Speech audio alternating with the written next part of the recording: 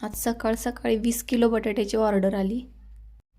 मोठा बटाटा लागणार होता म्हणून सगळंच पोतईनी ओतलं. काल सासूबाईंनी शेतातनं ताजी वांगी आणि भाजी आणलेली. पोरांना शाळेत पाठवलं, पाणी सुटलेलं पाणी वगैरे भरून घेतलं. म्हटलं सकाळ सकाळी पहिला देवपूजा करून घ्यायची. देवपूजा करून घेतली. आता म्हटलं पहिला स्वयंपाक करून घ्यायचा. भाजी स्वच्छ निवडून घेतली, धुवून घेतली. तव्यात केली की भाजी छानच लागत्या. तेलामध्ये थोडं लसूण जिरं टाकलं. बिना पाणी ओतता भाजी लई भारी होते ही. मालकांना आमच्या भाजी लई आवडत्या. शिजल्या शिजल्या कोरडीच भाजी खाल्ली त्यांनी.